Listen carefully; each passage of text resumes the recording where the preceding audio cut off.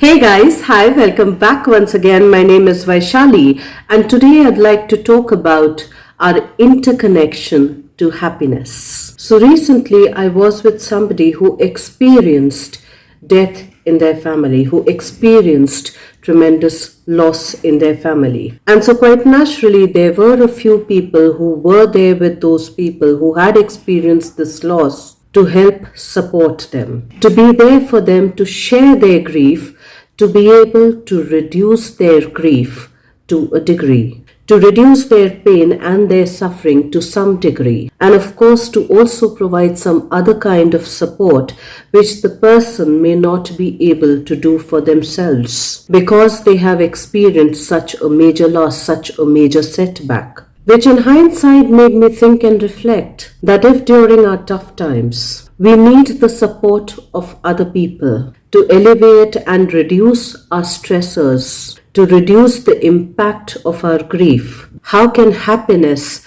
not be interpersonal then? Can we then truly claim that happiness is our sole responsibility? Can we then truly claim that happiness is not a resultant of our interpersonal connections, is not an extension, an expression, and an embodiment of our interpersonal relationships? And that's not necessarily to say that we are not responsible for our happiness or we are not responsible for processing our own grief and our suffering. We are responsible for that, and yet it can be reduced or it can be enhanced through our interpersonal relationships. For our basic needs, apart from food, shelter, and bare survival, are also our need to be seen, to be heard, to be understood, to be valued for who we are, to feel belonged, to feel connected, not just with our solo selves, but with others as well. So if we can boil it down to practicality, as much as it is my duty as a citizen to conserve the environment, to conserve water and power resources, it's not my sole job as the only citizen of the planet to shoulder that responsibility. As much as it is my job to learn about the subject that interests me, well, if I've got to learn, I need good teachers too. And of course, to some degree, as a grown-up, it's my job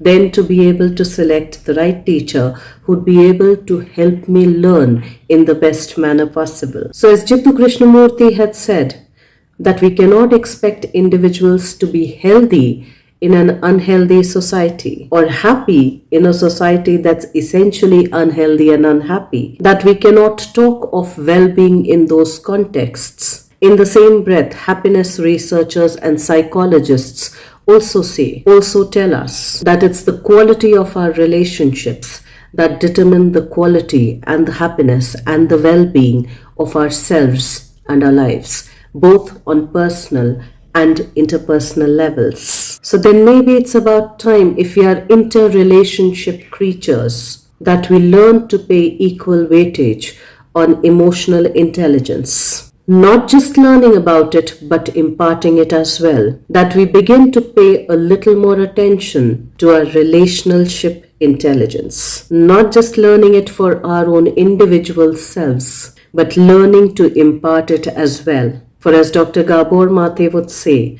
that if we get wounded in relationships, we also heal in relationships. We also heal through relationships. For if the felt experience of grief and of loss can be reduced through shared experiences, through shared interpersonal experiences, how can happiness be otherwise? How can it then be a sole individual's responsibility, but not a collective responsibility, not a collective agenda? To create a society that works for the benefit of the individuals so that the individuals then work for the benefit of the common whole.